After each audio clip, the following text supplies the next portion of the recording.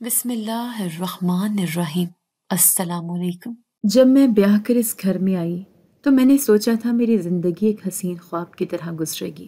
نعمان میرا شوہر ایک فوجی افسر تھا، مضبوط، خاموش طبع اور بہت محبت کرنے والا۔ شادی کے شروع کے دن ایسے تھے جیسے موسم بہار ہو۔ میری ساس بھی بہت محبت سے پیش آتی تھیں، خاص طور پر جب نعمان گھر میں ہوتا۔ وہ مجھے بیٹی کہہ کر بلاتی، ہر بات میں خیال رکھتی۔ نعمان کی چھٹیاں ختم ہو رہی تھیں، ہم دونوں جانتے تھے کہ اسے واپس محاذ پر جانا ہے، لیکن اس بار اس کے چہرے پر عجیب سی سنجیدگی تھی۔ وہ معمول سے زیادہ خاموش رہنے لگا تھا۔ راتوں کو جاگتا، کبھی کبھار بیٹی کو سینے سے لگا کر گھنٹوں بیٹھا رہتا۔ میں نے پوچھا بھی، کیا بات ہے نعمان، کچھ پریشان ہو؟ تو وہ صرف مسکرا کر کہتا، بس تم دونوں کی عادت پڑ گئی ہے، جانا مشکل لگ رہا ہے۔ میری 2 سال کی بیٹی عائشہ نعمان کی جان تھی۔ وہ اسے چھوٹی جان کہہ کر بلاتا۔ جانے والے دن جب وہ تیار ہو کر باہر آیا تو بیٹی کو اٹھایا، سینے سے لگایا اور پھر اسے گال پر بوسہ دیا۔ عائشہ ہنس رہی تھی، مگر نعمان کی آنکھوں سے آنسو بہہ نکلے۔ میں چند لمحے کے لیے ساکت رہ گئی، دل میں ایک دھڑکا سا لگا۔ آپ رو رہے ہیں؟ میں نے نرمی سے پوچھا۔ اس نے نظریں چرائیں۔ نہیں، بس کچھ نہیں۔ نعمان کے جانے کے بعد گھر جیسے سونا سونا ہو گیا تھا، ہر چیز خاموش، ہر کمرہ خالی سا لگتا تھا۔ ساس اب بھی ویسے ہی نرم لہجے میں بات کر رہی تھی، جیسے کچھ بدلا ہی نہ ہو۔ میں نے خود کو مصروف رکھنے کی کوشش کی، بیٹی کے ساتھ وقت گزارا، نعمان کی دی گئی یادوں کو سینے سے لگا کر خود کو سنبھالتی رہی۔ نعمان کے جانے کے 1 ہفتے بعد ساس نے مجھے بازار بھیجا۔ 2 کلو آٹا، 1 کلو چینی اور صابن لانا ہے۔ ہاں، دیکھ کر لینا، مہنگا نہ ہو۔ یہ پہلا موقع تھا کہ میں گھر سے اکیلی نکلی۔ جب میں بازار گئی، بازار میں ہر طرف چہل پہل تھی، لوگ خریداری میں لگے تھے، لیکن مجھے سب کچھ بے رنگ لگ رہا تھا۔ شام کو واپسی پر میں نے دیکھا ساس فون پر کسی سے بات کر رہی تھی۔ ان کا چہرہ سخت اور پریشان تھا۔ جیسے ہی میں کچن میں سامان رکھ کر نکلی، اچانک ان کی چیخ سنائی دی، نعمان، ہائے میرا بچہ! میں بھاگ کر ڈرائنگ روم میں پہنچی۔ وہ فون زمین پر پھینک چکی تھی، دونوں ہاتھوں سے سر تھامے بیٹھی تھیں۔ کیا ہوا اماں؟ کون تھا؟ فوج سے فون آیا تھا، وہ شہید ہو گیا۔ میرے پیروں سے جیسے جان نکل گئی۔ میں زمین پر بیٹھ گئی، بیٹی میرے ساتھ لگی ہوئی تھی۔ میں کچھ بول نہیں پائی، زبان جیسے بند ہو گئی ہو۔ چند لمحے بعد میں اٹھی، بیٹی کو گود میں اٹھایا، کمرے میں جا کر دروازہ بند کیا۔ میں نے کسی سے کچھ نہ کہا، صرف اللہ سے پوچھتی رہی، کیوں اتنی جلدی؟ اگلے دن فوج کے 2 اہلکار تعزیت کے لیے آئے۔ ساس نے گھر کے دروازے پر ہی ان کے ساتھ کچھ باتیں کی۔ میں اندر ہی رہی۔ وہ بار بار کہتی رہی، ہاں، ہمیں پتہ ہے، ہمیں اطلاع دی گئی تھی، اللہ کی مرضی۔ 3 دن بعد میرا بھائی عمران انگلینڈ سے آیا۔ وہ ایئرپورٹ سے سیدھا ہمارے گھر پہنچا، مجھے دیکھتے ہی سینے سے لگا لیا۔ میں خاموش تھی، بس آنکھوں سے آنسو بہتے رہے۔ اس نے مجھے کچھ دیر کے لیے کمرے میں اکیلا بٹھایا اور ساس سے الگ بات کرنے لگا۔ ان کے چہرے پر عجیب سا تاثر تھا، جیسے ہر سوال کا مختصر جواب دے رہی ہوں۔ رات کو عمران میرے کمرے میں آیا، فائزہ، میں تمہیں اور عائشہ کو ساتھ لے جانا چاہتا ہوں۔ تمہیں یہاں کیا کرنا ہے؟ یہ جگہ تمہارے لیے مناسب نہیں، میں سب سنبھال لوں گا۔ میں نے آہستہ سے کہا، یہ نعمان کا گھر ہے، یہ اس کی چیزیں، اس کی خوشبو، میں کیسے چھوڑ دوں؟ تم اپنی بچی کے بارے میں سوچو، وہ اب تمہاری پوری دنیا ہے، اسی لیے تو نہیں جا رہی۔ میں نہیں چاہتی کہ نعمان کی بیٹی اس کے بغیر کسی اور دیس میں پل کر بڑھے۔ عمران نے کچھ دیر خاموشی سے میری بات سنی، پھر سر ہلایا۔ اگر کبھی ضرورت پڑے میں حاضر ہوں۔ 2 دن بعد وہ واپس چلا گیا۔ جانے سے پہلے کچھ رقم مجھے دی، جب تک گورنمنٹ سے کوئی وظیفہ یا پینشن شروع نہیں ہوتی، اس سے کام چلانا۔ میں نے وہ پیسے الماری میں رکھ دیے۔ زندگی کا ایک نیا باب شروع ہو چکا تھا۔ اب میں نعمان کی بیوہ تھی۔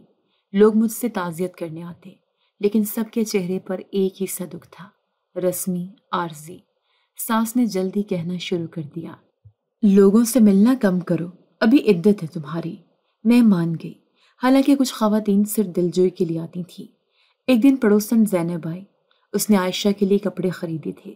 جیسے ہی وہ چلی گئی، ساس برس پڑی، تمہیں شرم نہیں آتی؟ لوگ کیا کہیں گے؟ شوہر مر گیا اور تم ہنس ہنس کر باتیں کر رہی ہو۔ میں نے خاموشی سے کہا، میں نے کچھ غلط نہیں کیا۔ زینب آپ کے ساتھ بھی تو بیٹھتی ہیں، تم ابھی نئی بیوہ ہو، تمہارے لیے کچھ اصول ہوتے ہیں۔ اس دن مجھے اندازہ ہوا کہ اب ہر بات میں مجھے نیچا دکھانے کی کوشش ہوگی۔ ساس نے ایک دن میرے موبائل پر انگلی رکھ دی۔ یہ فون مجھے دے دو، جب تک تم بیوہ ہو تمہیں اس کی ضرورت نہیں ہے۔ لیکن بھائی سے بات کیسے ہوگی؟ ضرورت پڑی تو میں خود کر لوں گی۔ میں چپ ہو گئی، دل میں کچھ ٹوٹا لیکن زبان پر کچھ نہ لائی۔ بیٹی بیمار ہو گئی، اس سے بخار ہو گیا۔ میں نے دوا لینے کی بات کی تو ساس نے جواب دیا، بس تھوڑا سا بخار ہے، گزر جائے گا، فضول خرچی کی ضرورت نہیں۔ اس رات میں نے خود بخود پانی میں کپڑا لگا کر اس کی پیشانی پر رکھا۔ بچی کی آنکھیں بند تھیں، وہ سسکیاں لے رہی تھی۔ میرا دل دہل گیا۔ نعمان، تم ہوتے تو کیا یوں ہوتا؟ میں نے نعمان کے کپڑے جو ابھی تک اس کی الماری میں تھے نکال کر صاف کیے، تہہ لگا کر واپس رکھ دیے۔ ہر قمیص کو چھو کر یوں محسوس ہوتا جیسے وہ ابھی دروازے سے واپس آ جائے گا۔ کچھ دنوں بعد ساس نے مجھے باورچی خانے کا کام مکمل طور پر دے دیا۔ میں تھک چکی ہوں، اب یہ سب تم سنبھالو۔ میں نے سر ہلا دیا، کوئی سوال نہ کیا۔ مجھے پتا تھا یہ بس شروعات ہے، لیکن میری نیت صاف تھی اور میرا دل مطمئن کہ میں نعمان کی امانت اس کی بیٹی کے ساتھ اس کی دہلیز پر موجود ہوں۔ میں نہیں جانتی تھی کہ آنے والے دن مجھ سے اور کتنے امتحان لیں گے، لیکن میں تیار تھی، خاموش لیکن پختہ دل سے۔ کھانے پینے کے معاملات بھی عجیب ہو چکے تھے۔ ساس خود اپنے لیے ہوٹل سے کھانا منگواتی، میرے لیے وہی بچا کچا سالن اور روٹی، یا بعض اوقات کچھ بھی نہیں۔ میں نے اپنی بچی کے لیے بچت سے ایک بسکٹ کا ڈبہ خریدا۔ ساس نے دیکھ لیا، یہ کیا عیاشی ہو رہی ہے؟ کس سے اجازت لی تھی یہ فضول خرچی کرنے کی؟ عائشہ کے لیے خریدا ہے، کچھ کھا نہیں رہی تھی۔ ابھی سے اسے عادتیں لگاؤ گی، کل کیا کرے گی؟ بھوکھی رہے، سیکھے گی برداشت کرنا۔ ایک دن میں نے کہا، اماں آپ چاہیں تو گھر کے خرچے کا حساب میں لکھ کر رکھ لیا کروں، تم مجھے حساب سکھاؤ گی؟ ابھی 2 دن ہوئے ہیں یہاں آئے ہوئے اور تم نے آنکھیں اٹھا لیں۔ میں نے پھر سے خاموشی اختیار کر لی۔ خاموشی ہی میری ڈھال تھی اب۔ بیٹی میری باہوں میں سمٹ کر سوتی تو لگتا یہ دنیا کی واحد چیز ہے جو مجھے مکمل کرتی ہے۔ ساس نے ایک دن مجھے کہا، یہ عدت بھی ختم ہوگی، پھر تم خود کماؤ گی یا میں ہی پالوں تم دونوں کو؟ میں گھر کے کام کرتی ہوں، باقی بھی جو کہیں کروں گی۔ ہاں کرے گی، کیوں نہیں کرے گی؟ مفت کی روٹیاں توڑنے کے دن گئے تمہارے۔ ایک دن میں نے دیکھا کہ ان کی بیٹی جو پہلے شوہر میں سے تھی وہ آئی ہوئی تھی۔ وہ مجھ سے نظریں چرا رہی تھی، لیکن ساس خوش دلی سے اس سے بات کر رہی تھی۔ اب تم ہی ہو میری اپنی، باقی تو سب پرائے ہیں۔ یہ جملہ سن کر میرے ہاتھ کانپنے لگے۔ میں اندر گئی اور عائشہ کو گود میں لے کر بیٹھ گئی۔ میرے آنسو نکل آئے، لیکن میں نے عائشہ کو دیکھ کر خود کو سنبھالا۔ یہی میری طاقت ہے، یہی میری پناہ۔ ساس کا رویہ بدل چکا تھا، لیکن میں اب خود کو بدلنے پر آمادہ تھی، بس اپنے لیے نہیں، اپنی بچی کے لیے۔ دن بدل رہے تھے اور میرے صبر کا پیمانہ آہستہ آہستہ لبریز ہو رہا تھا۔ یہ تمہارے کرنے کے کام ہے، میں کب تک تمہیں کھلاتی رہوں؟ ایک دن اچانک کھانا بناتے بناتے ساس نے غصے میں کہا، میں تو پہلے بھی کھانا بناتی تھی، آج بھی مجھے کھانا بنانے میں کوئی اعتراض نہیں تھا۔ میں کچن میں گئی، پرانے آٹے سے روٹیاں بنائیں، بچا ہوا سالن گرم کیا اور بیٹی کے لیے پلیٹ لگائی۔ جب عائشہ نے روٹی کو ہاتھ لگایا تو میں نے غور سے دیکھا، اس پر سبز رنگ کی پھپھوندی تھی۔ سالن سے بھی عجیب سی بدبو آ رہی تھی۔ میں نے ساس سے کہا، یہ کھانا صحیح نہیں لگ رہا، بیٹی کے لیے کچھ اور دے دوں؟ اوقات میں رہو، تمہیں جو ملے وہی کھاؤ اور اسے بھی وہی کھلاؤ، میں تم دونوں کے نخرے نہیں اٹھا سکتی۔ بیٹی نے روٹی کو اٹھا کر سالن میں ڈبو کر کھانا شروع کر دیا۔ میں نے کئی بار منع کیا، نہیں بیٹا مت کھاؤ، مگر وہ بھوک سے بلک رہی تھی۔ اگلے دن اس کی طبیعت خراب ہونے لگی۔ دوپہر کے وقت اچانک قے کی اور پھر نڈھال ہو کر بستر پر گر گئی۔ میں بھاگ کر ساس کے پاس گئی، بیٹی کی طبیعت بہت خراب ہے، ہسپتال لے چلیں۔ ہسپتال؟ پیسے درختوں پر اگتے ہیں، آرام کر لے گی تو ٹھیک ہو جائے گی۔ میں نے دہائی دی، دیکھ لیں اماں، اگر کچھ ہو گیا تو؟ چپ رہو، ابھی تو عدت میں ہو، باہر نکلنے کی اجازت نہیں، جو ہوگا اللہ بہتر کرے گا۔ میں بچی کو گود میں لے کر بیٹھ گئی۔ وہ کانپ رہی تھی، چہرہ زرد ہو چکا تھا، اس کے جسم پر پسینہ تھا۔ میں نے گیلا کپڑا رکھا، پیشانی سہلائی اور سورہ یاسین پڑھنے لگی۔ 1 گھنٹہ گزرا، حالت بدتر ہونے لگی۔ میں نے پھر سے ساس سے التجا کی، اماں خدا کے لیے ڈاکٹر کو بلا لیں۔ یہ سب دکھاوے ہیں، مجھے معلوم ہے تم ہمدردیاں بٹورنا چاہتی ہو، لیکن یاد رکھو تم پر بھروسہ نہیں، تمہارے جیسی بہت دیکھی ہوں۔ میں پیچھے ہٹ گئی، دروازے کی طرف دیکھا، باہر جانے کا سوچا، لیکن ساس جیسے دروازے کے آس پاس ہی رہتی تھی۔ اسی شام زینب ہماری پڑوسن دروازے پر آئی، دروازہ بجایا، ساس نے کھڑکی سے جھانکا اور غصے سے بولی، اب یہاں مت آنا، ہماری بہو عدت میں ہے، تم لوگوں کو کوئی حدود نہیں رہی۔ زینب کچھ کہنا چاہتی تھی مگر ساس نے دروازہ بند کر دیا۔ رات تک بیٹی کی حالت مزید بگڑ چکی تھی، وہ بے ہوشی میں چلی گئی۔ میں نے پھر سے اللہ سے دعا کی، یا اللہ میرے صبر کا امتحان لے رہا ہے تو، لیکن میری بچی کو بچا لے۔ میں نے بیٹی کو چٹائی پر لٹایا، قرآن اٹھایا اور سورہ رحمان کی تلاوت شروع کی۔ میری آنکھوں سے آنسو بہہ رہے تھے، آواز رندی ہوئی تھی۔ بیچ بیچ میں بچے کا چہرہ دیکھتی، کبھی ہاتھ تھامتی، اس کی نبض دھیمی ہو چکی تھی۔ میں اندر سے لرز گئی تھی مگر باہر ظاہر نہ ہونے دیا۔ صبح ساس ناشتہ کر رہی تھی، ان کے لیے ہوٹل سے پراٹھا اور چائے اور دودھ آیا تھا۔ میں نے کہا، اماں تھوڑا دودھ دے دیں بچے کے لیے، شاید اس سے کچھ افاقہ ہو۔ انہوں نے پراٹھے کا ٹکڑا اٹھایا، میرے ناشتے میں سے کچھ نہیں بچے گا، تمہیں چاہیے تو بندوبست کرو۔ میں پلٹ کر واپس آ گئی، بیٹی اب بھی بے سود پڑی تھی۔ میں نے الماری سے تھوڑے بہت پیسے نکالے جو بھائی جاتے وقت دے گیا تھا۔ دل میں ارادہ کیا کہ شام ہوتے ہی باہر نکل جاؤں گی، چاہے کچھ بھی ہو۔ لیکن جیسے ہی میں دروازے کے قریب پہنچی، ساس سامنے آ گئی۔ کہاں جا رہی ہو؟ عدت کی حرمت بھول گئی ہو؟ اگر باہر نکلی تو دوبارہ اس گھر میں قدم نہیں رکھ سکو گی۔ میری بیٹی مر جائے گی اماں۔ مر جائے تو بہتر ہے، کم از کم یہ ڈرامے تو ختم ہوں۔ میں پیچھے ہٹ گئی، لیکن دل میں طوفان مچ چکا تھا۔ عائشہ کی حالت لمحہ بلمحہ بگڑ رہی تھی اور میں کسی مدد کے بغیر بند کمرے میں قید تھی۔ اب صرف اللہ تھا، میں تھی اور میری بیمار بیٹی۔ عدت کے ان دنوں میں مجھے بس ایک ہی یقین تھامے ہوئے تھا کہ جو صبر کرتا ہے اللہ اس کے ساتھ ہوتا ہے، لیکن کب یہ میں نہیں جانتی تھی۔ رات بھر عائشہ کے جسم میں جنبش تک نہ ہوئی، اس کا ماتھا ٹھنڈا ہوتا جا رہا تھا۔ میں نے کئی بار اس کی ناک اور منہ کے پاس ہاتھ رکھا، سانس آ رہی تھی مگر بہت مدھم، میری انگلیاں کانپ رہی تھیں۔ میں اسے سینے سے لگا کر بیٹھ گئی، دروازے کے پاس جا کر دوبارہ کھولنے کی کوشش کی مگر ساس نے پہلے ہی باہر سے کنڈی لگا دی تھی۔ ان کی آواز آئی، میں نے کہہ دیا باہر قدم رکھا تو اس گھر کا راستہ بھول جانا۔ میں نے کچھ نہیں کہا، دل میں صرف ایک التجا تھی، بیٹی بچ جائے۔ واپس آ کر اسے چٹائی پر لٹایا، میں نے قرآن پاک الماری سے نکالا، وضو کیا اور اس کے سرہانے بیٹھ گئی۔ سورہ یاسین کی تلاوت شروع کی۔ میری زبان لڑکھڑا رہی تھی لیکن حروف صاف نکل رہے تھے۔ ہر آیت کے بعد عائشہ کے چہرے پر پھونک مارتی، یا رب یہ تیری امانت ہے، تو چاہے تو زندگی دے دے، میں تو کچھ نہیں کر سکتی۔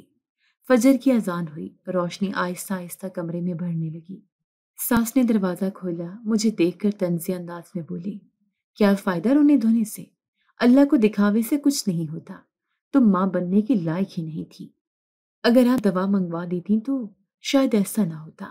دوا سے زندگی نہیں آتی، نصیب سے آتی ہے۔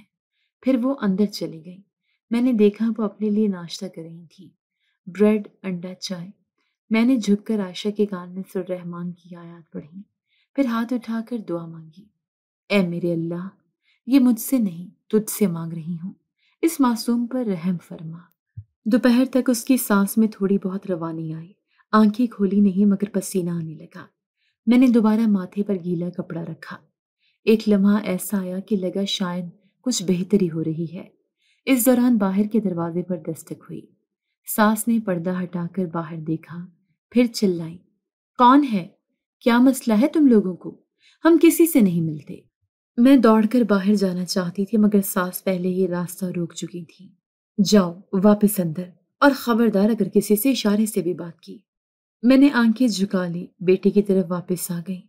دوپہر میں کچن سے بدبو آنے لگی۔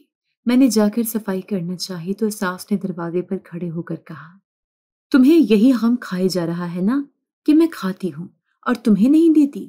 تمہاری بیٹی بیمار ہے تو میرا کیا قصور؟ مجھے کچھ نہیں چاہیے اماں، صرف اس کے لیے تھوڑا سا سوپ دے دیں۔ یہ ہوٹل نہیں ہے اور میں تمہارے لیے کوئی باورچی نہیں۔ میں چپ چاپ واپس آ گئی۔ شام تک عائشہ نے ہلکی آواز میں پانی مانگا۔ میں نے مٹی کے برتن میں تھوڑا سا پانی رکھا ہوا تھا، وہی چمچ سے اس کے ہونٹوں پر ڈالا۔ وہ ہلکا سا مسکرائی۔ ایک لمحے کو لگا جیسے میری دعا قبول ہو گئی ہو۔ رات کو اندھیرا چھا گیا۔ کمرے میں بس ایک کونے میں دیا جلا رکھا تھا۔ میں نے بیٹی کو لپیٹ کر اپنے ساتھ لگا لیا۔ باہر ساس کے فون پر بات کرنے کی آواز آ رہی تھی۔ اب یہ بھی مر جائے گی تو سکون ہوگا۔ میں تو کہتی ہوں اللہ اسے بھی اٹھا لے۔ میں نے کانپتے ہاتھوں سے قرآن کو سینے سے لگا لیا۔ میرے رب، تو ہی کافی ہے۔ تو جانتا ہے سچ کیا ہے۔ تو ان کی زبانوں سے نکلی باتوں کو بھی سن رہا ہے۔ میں بے بس ہوں، لیکن تو سب پر قادر ہے۔ رات ڈراؤنے خوابوں میں گزری۔ ہر تھوڑی دیر بعد عائشہ کی حالت چیک کرتی۔ وہ ہلکا سانس لی رہی تھی۔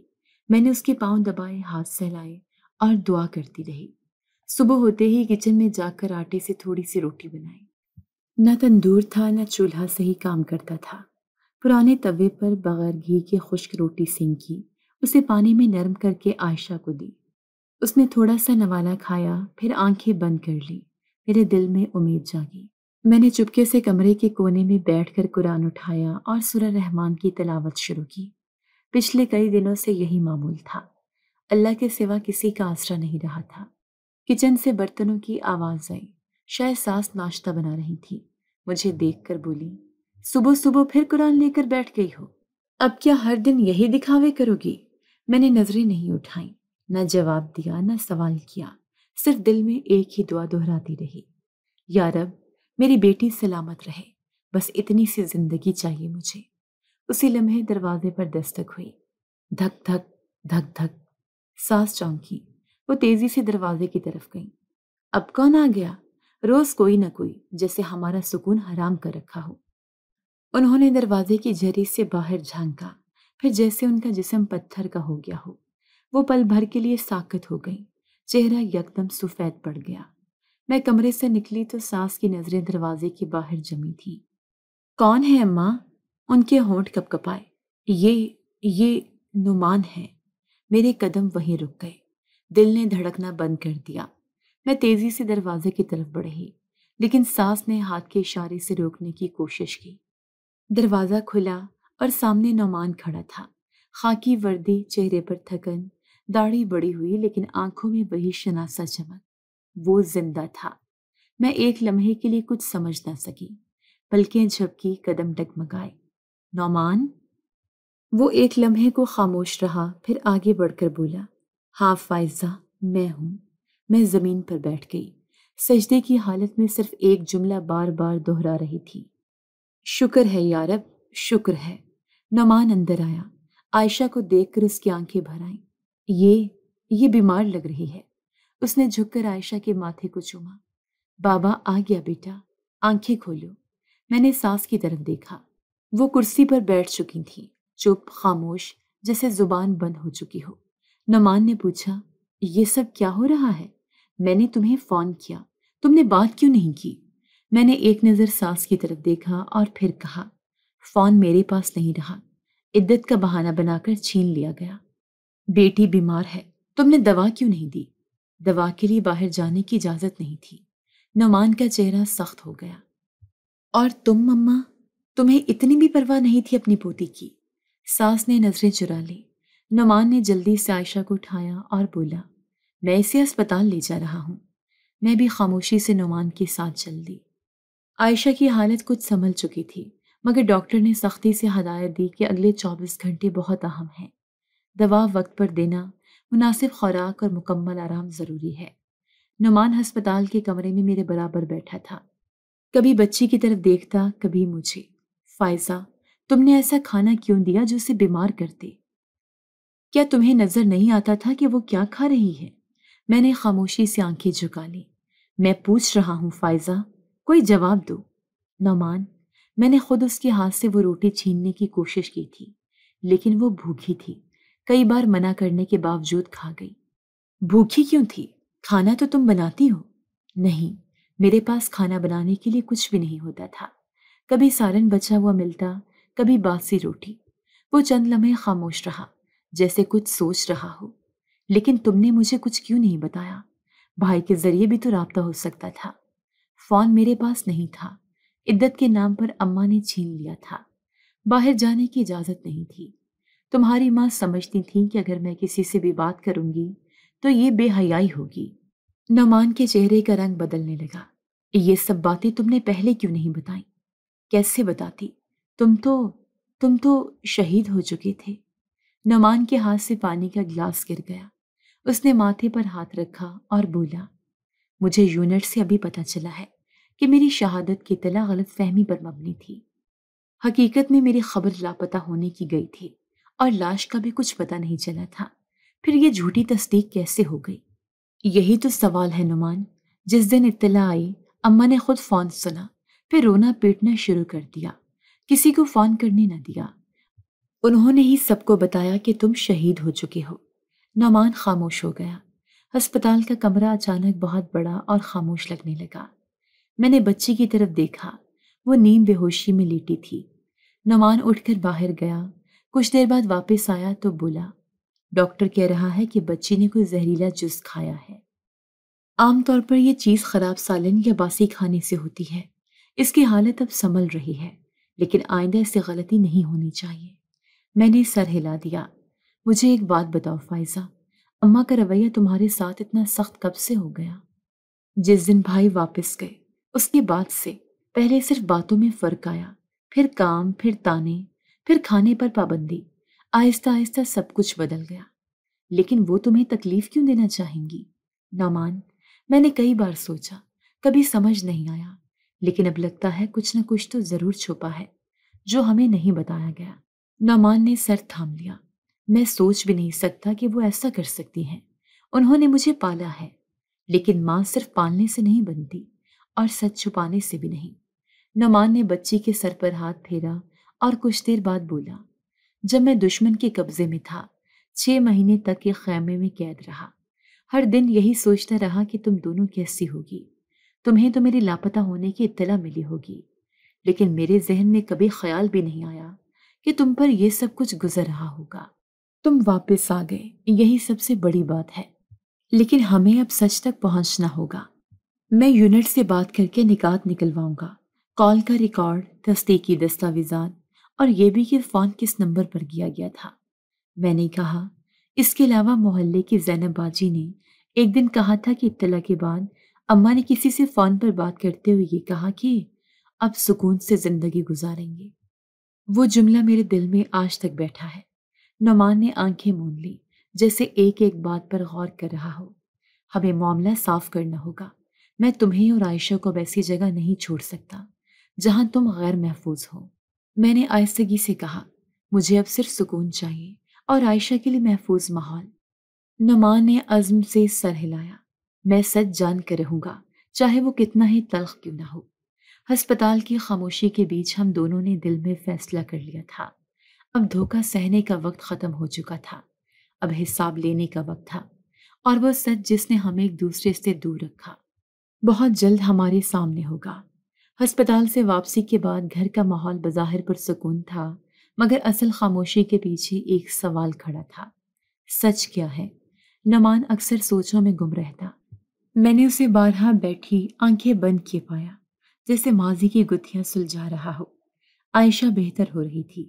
میں نے چند دنوں کے لیے کچن کی ذمہ داری پھر سنبھالی، مگر اس بار نعمان کی موجودگی کا فرق نمایاں تھا۔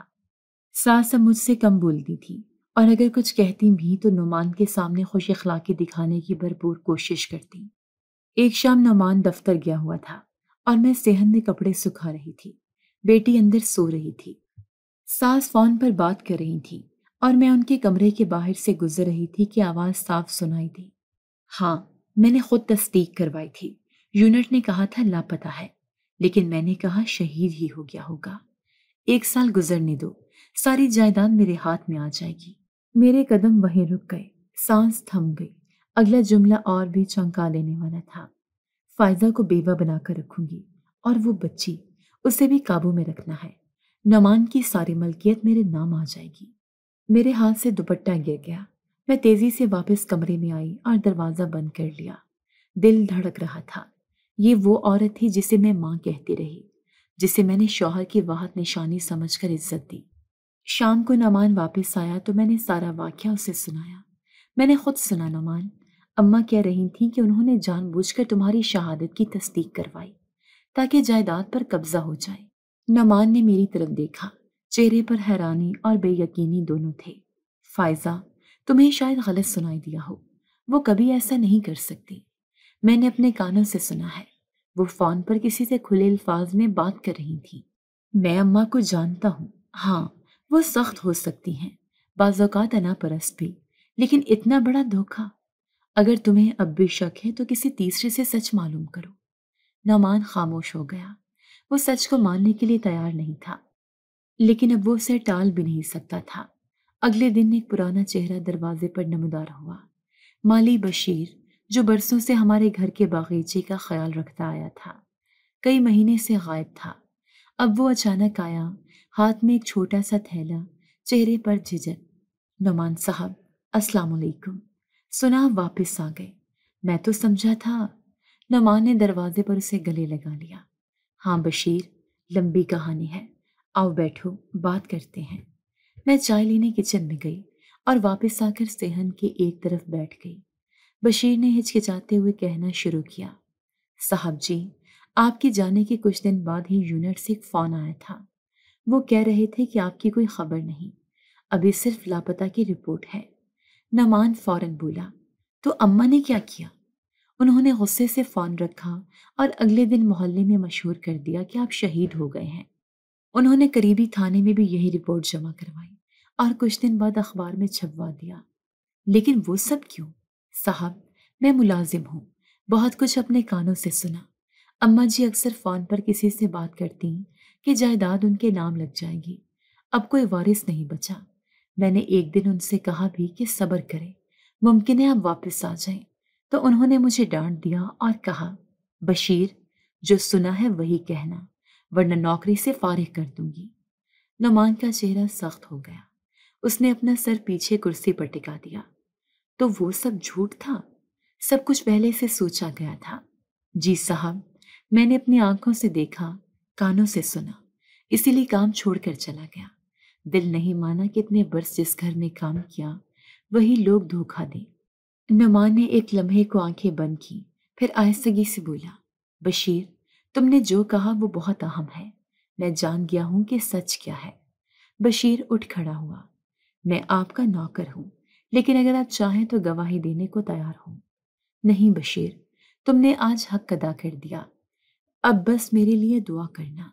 اس رات نعمان نے مجھ سے کہا، میں تم سے معافی مانگتا ہوں فائزہ، تم نے جو سہا اس کا کوئی حساب نہیں، اور میں اپنی ماں کی حقیقت پہچاننے میں دیر کر گیا۔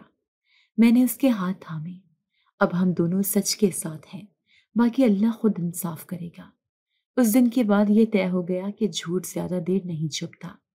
جو بظاہر ماں کا رشتہ تھا وہ اب دھوکے کے پردے سے نکل کر سامنے آ چکا تھا، اور سچائی کی روشنی میں ہم نے اپنی اگلی راہ دیکھنی تھی۔ دوپہر کا وقت تھا، نعمان صحن میں کرسی پر بیٹھا چھت کو دیکھ رہا تھا۔ اس کے چہرے پر وہ سکون نہیں تھا جو واپسی کے ابتدائی دنوں میں نظر آتا تھا۔ وہ کئی گھنٹوں سے چپ تھا۔ میں اس کے سامنے چائے رکھ کر واپس پلٹ گئی، لیکن کچھ لمحے بعد اس نے مجھے آواز دی، فائزہ، اماں گھر پر ہیں؟ جی، کمرے میں ہیں، صبح سے باہر نہیں آئیں۔ میں بات کرنا چاہتا ہوں، اب زیادہ دیر برداشت نہیں ہو رہی۔ نعمان اٹھا اور آہستہ آہستہ ان کے کمرے کی طرف بڑھا۔ دروازہ کھلا تھا، ساس پلنگ پر بیٹھی تھی اور سامنے الماری کے دراز میں کچھ تلاش کر رہی تھی۔ نعمان نے بغیر تمہید کے کہا، میں جان گیا ہوں سب کچھ۔ ساس نے گردن موڑی، کیا جانا ہے تم نے؟ یہ کہ جو تم نے کیا وہ کسی ماں کا کام نہیں تھا۔ تمہارے الفاظ کا مطلب؟ مت بنو اماں، بشیر نے سب بتا دیا ہے۔ فائزہ نے خود تمہاری باتیں سن لی تھی۔ تم نے میری لاپتہ ہونے کے اطلاع کو شہادت میں بدل دیا، صرف اس لیے کہ جائیداد پر قبضہ کر سکو۔ ساس کچھ دیر خاموش رہیں، پھر آہستہ سے بولی، ہاں، کیا تھا میں نے۔ نعمان کا رنگ اڑ گیا، یعنی تم مانتی ہو؟ کیوں نہ مانو، سب کچھ میرے سامنے تھا۔ تم لاپتہ تھے اور مجھے پتا تھا کہ واپس نہیں آؤ گے۔ میں نے کیا غلط کیا؟ تم نے میری بیوی اور بچی کو بھوکا رکھا، انہیں اذیت دی، صرف اس لیے کہ تمہارے نام زمین اور مکان لگ جائیں۔ اس گھر کی اصل وارث میری بیٹی ہے، تم نہیں۔ نعمان چونکا۔ کیا مطلب؟ ساس نے نظریں اس پر گاڑ دی۔ تم میری کوکھ سے نہیں ہو، تمہارے ابا کی پہلی بیوی کا بیٹا ہو تم۔ کمرے میں سناٹا چھا گیا۔ نعمان نے دیوار کا سہارا لیا۔ یہ کب کی بات ہے؟ تم 3 سال کی تھے جب تمہاری ماں کا انتقال ہوا۔ تمہارے باپ نے مجھ سے شادی کی اور میں نے تمہیں پالا، سنبھالا، لیکن تم کبھی میرے نہیں ہو سکے۔ تم ہمیشہ میرے راستے کی رکاوٹ رہے ہو۔ نعمان ایک پل کو ساکت کھڑا رہا، پھر سر جھکا کر بولا، تو تم نے سوتیلی ماں بن کر وہ سب کیا جو قصے کہانیوں میں پڑھا تھا۔ میں نے اپنی بیٹی کے لیے سب کچھ کیا، وہی میری سگی ہے، وہی میری وارث ہے۔ جس بیٹی کی شادی کے بعد وہ تمہیں منہ نہیں لگاتی، وہ وقتی غصہ ہے، آخر کو وہ میری بیٹی ہے، واپس آئے گی۔ نعمان نے دروازے کی طرف قدم بڑھایا، پھر پلٹا۔ تمہیں اپنی بیٹی کی فکر تھی، لیکن تم نے یہ نہ سوچا کہ جس بیٹے نے تمہیں ماں کہہ کر پکارا، تمہیں ماں سمجھا، اسے تم نے کس مقام پر لا کر کھڑا کر دیا۔ میں نے جو کیا ہوش و حواس میں کیا، تم نہیں سمجھو گے۔ ہاں، شاید ماں کا مطلب میں واقعی نہیں سمجھا، کیونکہ اگر یہی ماں ہوتی ہے تو پھر دشمن کی قید میں وہ 6 مہینے آسان تھے۔ نعمان کمرے سے نکل آیا۔ میں دروازے کے قریب کھڑی سب کچھ سن چکی تھی۔ اس کی حالت دیکھ کر دل کٹ گیا۔ رات کو نعمان نے مجھ سے کہا، فائزہ تم ٹھیک کہتی تھی، سچ واقعی کڑوا ہوتا ہے۔ میری ماں کبھی تھی ہی نہیں، لیکن تم نے جو سچ جانا وہ تمہاری ہمت کی علامت ہے۔ کم لوگ ہوتے ہیں جو سچائی کو برداشت کرتے ہیں۔ میں نے اسے ماں سمجھا اور اس نے مجھے ایک رکاوٹ، شاید اسی لیے کبھی میری باتوں میں دلچسپی نہیں لی، میرے فیصلوں پر سوال اٹھائے، اور میری موجودگی سے اسے صرف یہ خطرہ تھا کہ کہیں تم سب کچھ مجھے نہ دے دو۔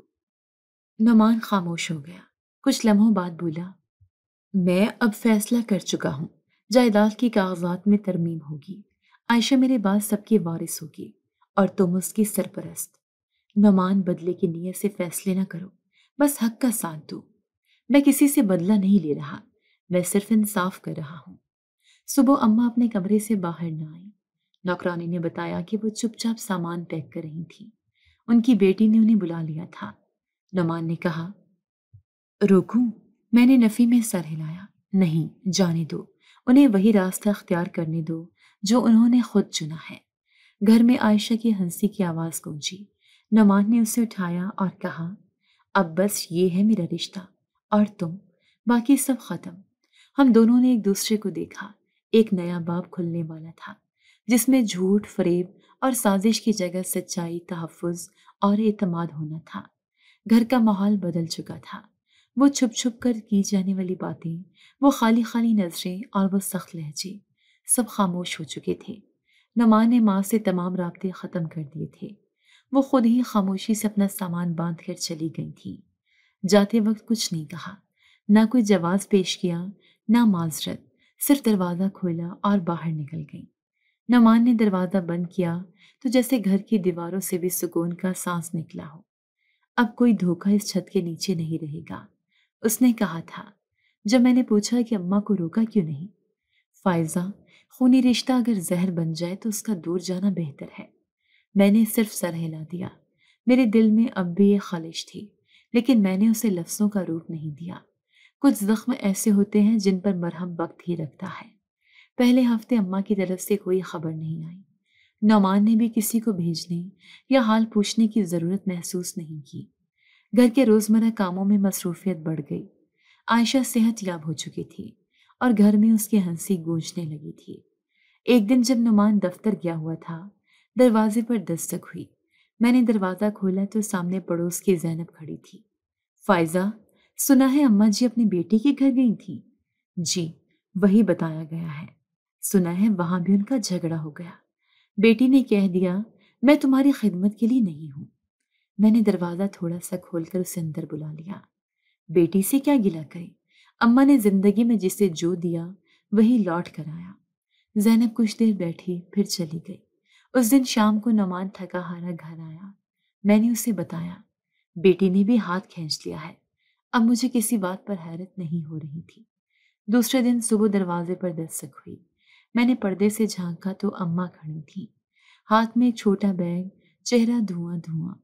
दरवाजा खोला तो वो एक लम्हे को खामोश रहीं, फिर आहिस्ता से बोली, यही वाह दर है जहां वापसी मुमकिन लगी। मैं पीछे हटी। अंदर आ जाइए, नौमान अभी दफ्तर में है। वो अंदर आई, सेहन में बैठ गई जैसे बरसों से थकी हुई हूँ। मैंने पानी दिया तो पिया, फिर बैग से 2 जोड़े कपड़े निकाले और कोने में रख दिए। बेटी ने कह दिया, ये घर शौहर का है, तुम्हारा नहीं। वापस जाओ जहां से आई हो। मैं खामोश सुनती रही। तुमसे माफी नहीं मांग सकती फायजा, क्योंकि कुछ ताल्लुक ऐसे होते हैं जो माफी से नहीं, निदामत से जुड़ते हैं। हम माफ करने वाले हैं, नफरत नहीं रखते, लेकिन एतबार वही होता है जो निभाया जाए, लफ्जों से नहीं। उन्होंने मेरी तरफ देखा। शायद बरसों में पहली बार उनकी आंखों में खालीपन था। मैं किसी कमरे के कोने में जगह चाहती हूँ, सिर्फ इस वक्त तक जब तक जिंदगी है। ये घर नुमान का है, वो जो फैसला करेगा वही होगा, लेकिन आपके लिए पानी, रोटी और छत जरूर होगी। नुमान शाम को आया तो मैंने खामोशी से बताया। वो कुछ देर खामोश बैठा रहा, फिर आहिस्ता से बोला, मैं उसे सुतीली माँ मानने की बजाय एक उम्र रसीदा औरत के तौर पर देखना चाहता हूँ, जो अपनी जिंदगी के फैसलों की कीमत चुका रही है। तो क्या वो रह सकती हैं यहाँ? रहें, लेकिन फैसला मेरा नहीं, आयशा का होगा। वो माँ की गोद में समाना चाहे तो अम्मा को पोती मिल जाएगी, वरना बस एक छत और रोटी। मैंने अम्मा को ये बात बताई। उन्होंने कुछ न कहा, सिर्फ सेहन के कोने में जाकर बैठ गई। वहीं चुपचाप सोती, वहीं बैठती। कई दिन गुजरे। एक शाम आयशा ने खुद उनके पास जाकर उनकी गोद में सर रख दिया। अम्मा के हाथ कांप गए, आंखें भीग गईं। मैंने वो मंजर देखा और दिल ही दिल में कहा, अल्लाह ने माफी सिखाई है और ये बच्ची हमारे दरमियान का पुल बन गई है। हमने एक कमरा उन्हें दे दिया जहां वो रहने लगी। उनके लिए अलग बिस्तर, अलग बर्तन रखा। कोई इल्जाम न दिया, कोई ताना न दिया, क्योंकि तूफान के बाद जो सुकून आता है वो अगर खामोशी से समेटा जाए तो दिल में रोशनी छूट जाता है, और वो रोशनी हमें मजीद अंधेरों से बचा लेती है। हमें लगा शायद माँ का दिल है, बदल गया होगा। घर में अब वो शोर शराबा नहीं था जो पहले था, ना ही वो चुपचाप जहरीली खामोशी। एक दरमियानी सी फजा थी, जैसे सब लोग एहतियात से कदम रख रहे हों। सास अब भी सेहन के कोने में बैठती थी, ज्यादातर खामोश। मैं रोज सुबह उनके लिए चाय रखाती, जवाब में वो सिर्फ नजर झुका लेती। आयशा मुकम्मल सेहतयाब थी। वो घर में दौड़ती, खेलती और हर किसी से बात करती, सवाए अपनी दादी के। शायद वो बच्ची होने के बावजूद सब कुछ महसूस कर चुकी थी। एक दिन नुमान ऑफिस से जल्दी आया। मैं किचन में थी जब उसने कहा, फायजा, मैं चाहता हूँ हम सब साथ खाना खाएं, जैसे पहले कभी खाया करते थे। ठीक है, मैं खाना लगाती हूँ। नहीं, तुम भी साथ बैठोगी। मैं और आयशा सब मिलकर खाते हैं। और अम्मा, उन्हें भी बुला लेना। मैं रुकी, फिर आहिस्ता से कहा, अगर वो आए तो? नुमान ने खुद जाकर अम्मा को बुलाया। अम्मा अलमारी में कुछ रख रही थी। जैसे ही नुमान कमरे में गया, चौंक गई। न जाने क्या था जो उन्होंने छुपा लिया। नुमान ने उनकी इस हरकत को नजरअंदाज किया और कहा, अम्मा, आज सब साथ बैठते हैं। बहुत दिन हो गए एक दस्तरख्वान पर नहीं बैठे। उन्होंने नजरें उठाकर नुमान को देखा, कुछ कहना चाहा, फिर खामोशी से उठकर आ गई। हम सब ने सेहन में चटाई पर दस्तरख्वान बिछाया। मैंने सालन, चावल और रोटियां लाकर रखी। आयशा ने अपनी प्लेट अम्मा की तरफ खिसका दी। दादी, ये आपके लिए। अम्मा के चेहरे पर एक गहरी मुस्कुराहट आई। शुक्रिया मेरी बेटी। खाने के दौरान नुमान ने कहा, अम्मा, मैंने आपसे गिला बहुत किया, शायद सख्त भी हो गया, लेकिन अब मैं चाहता हूँ हम एक बार फिर से आगाज करें। उन्होंने जवाब में कोई जुमला नहीं कहा, सिर्फ सर हिला दिया। वो शायद लफ्जों से माफी मांगने की हिम्मत नहीं रखती थी, लेकिन उनकी खामोशी सब कुछ कह रही थी। हमें महसूस हुआ जैसे वो दिल से शर्मिंदा है, बस अपनी शर्मिंदगी को लफ्जों का रंग देने के हुनर से नावाकिफ है। रात को नुमान ने मुझसे कहा, फायजा, एक बात कहनी है। मैंने उनकी तरफ तवज्जो से देखा और कहा, जी। मैं जानता हूं तुमने बर्दाश्त की इंतहा देखी है, लेकिन आज जो हमने एक साथ खाना खाया वो तुम्हारे सब्र का नतीजा था। अगर तुम बदले की सोच रखती तो शायद ये सब मुमकिन न होता। मैंने कहा, मैंने सिर्फ ये सोचा कि आयशा को एक ऐसा घर मिले जहां सुकून हो, کسی بچے کے لیے اس کے اپنوں کا ساتھ ہی سب کچھ ہوتا ہے۔ نعمان خاموش ہو گیا، لیکن اس کی آنکھوں میں شکریہ واضح تھا۔ اس دن سے اماں نے آہستہ آہستہ خود کو بدلا۔ اب وہ روز شام کو عائشہ کو کہانیاں سناتی، اس کے بالوں میں تیل لگاتی اور خود سے کچھ کم بولتی۔ شاید اب وہ اپنی زندگی کا احتساب کر رہی تھی۔ عائشہ بھی اب دادی سے مانوس ہونے لگی تھی۔ ایک دن اس نے کہا، امی، دادی بہت اچھی ہیں، اب وہ مجھے ڈانٹتی بھی نہیں۔ میں نے مسکرا کر کہا، کیونکہ اب وہ تم سے سچی محبت کرتی ہیں۔ زندگی نے جیسے نیا رخ لے لیا تھا۔ نعمان کی واپسی، سچ کا انکشاف اور ایک بکھرے خاندان کا دوبارہ جڑنا، یہ سب ایک معجزہ لگتا تھا۔ ایک شام اماں نے گھر کے سب افراد کو اکٹھا کیا۔ میں نے اس گھر میں غلط فیصلے کیے، رشتوں کو آزمائش میں ڈالا، لیکن فائزہ اور نعمان، تم دونوں نے مجھے معاف کر کے میرا بوجھ ہلکا کیا ہے۔ میری عمر کے اس حصے میں صرف دعا کر سکتی ہوں کہ اللہ تمہیں ہمیشہ سلامت رکھے۔ اماں کی باتیں دل کو چھو لیتی تھیں، لیکن نہ جانے کیوں نعمان کے چہرے پر ایک عجیب سی بے چینی ہوتی، جیسے وہ ابھی بھی کسی بے یقینی میں ہے۔ ایک دن اماں نے پہلی بار اپنی مدد آپ سے کچن میں قدم رکھا۔ یہ وہ وقت تھا جب کچھ اور راز فاش ہونے تھے۔ میں کچن میں کام کر رہی تھی۔ جب میں نے مڑ کر دیکھا تو دروازے پر اماں کھڑی تھی۔ وہ میری طرف دیکھ کر مسکرائیں اور بولیں، فائزہ، میں چاہتی ہوں آج چائے میں بناؤں۔ ان کے لہجے میں عجیب سا سکون تھا کہ میں انکار نہ کر پائی۔ جی ضرور آئے۔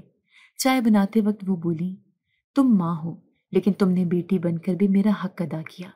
جس گھر کو میں نے توڑنے کی کوشش کی، تم نے جوڑ دیا۔ میں نے کچھ نہیں کیا اماں، یہ سب وقت نے سکھایا۔ میں کچن سے نکل گئی۔ نعمان گھر پر ہی تھا۔ میں دوسرے کمرے میں جا کر اپنے کاموں میں مصروف ہو گئی۔ تھوڑی دیر بعد اچانک مجھے نعمان کی آواز آئی، اماں، مجھے آپ سے یہ امید نہیں تھی۔ میں فوراً کچن کی طرف گئی۔ فرش پر کوئی دوائی بکھری پڑی تھی اور اماں خوف سے کانپ رہی تھیں۔ نعمان غصہ اور افسوس کے ملے جلے جذبات میں کھڑا کہہ رہا تھا کہ آپ نے اب تک اپنا دل صاف نہیں کیا تھا۔ میں کیسے نہیں سمجھ سکا کہ آپ بدلی نہیں ہیں۔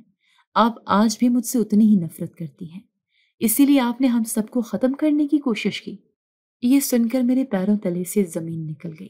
اماں ہاتھ جوڑ رہی تھی، معافی مانگ رہی تھی، لیکن نعمان نے صاف لفظوں میں کہہ دیا کہ اب میں آپ پر اعتبار نہیں کر سکتا، آپ کو اس گھر سے جانا ہوگا۔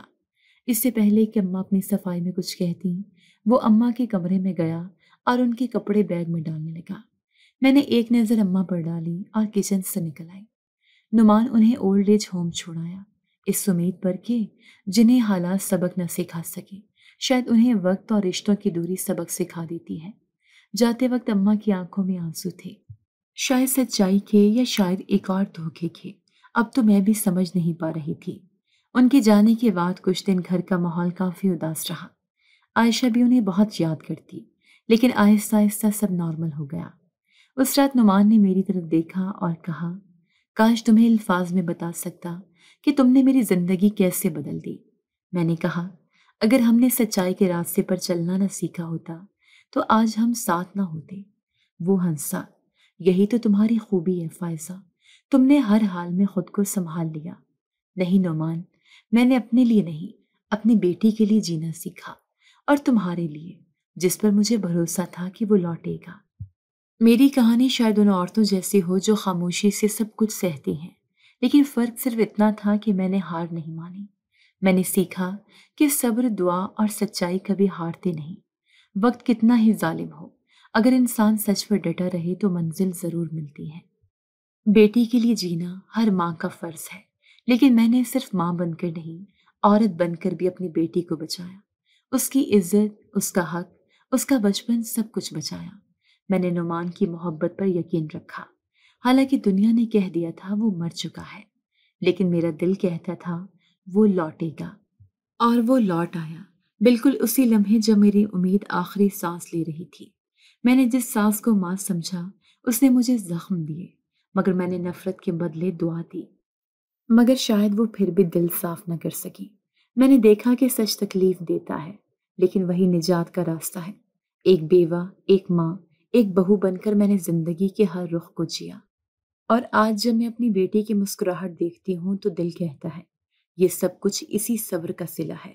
یہ گھر اب مکمل ہے، محبت، معافی اور سکون کے ساتھ۔ اور میں وہی فائزہ ہوں، لیکن اب کمزور نہیں، مکمل ہوں۔ جی تو دوستو، کیسی لگی آپ کو ہماری آج کی کہانی؟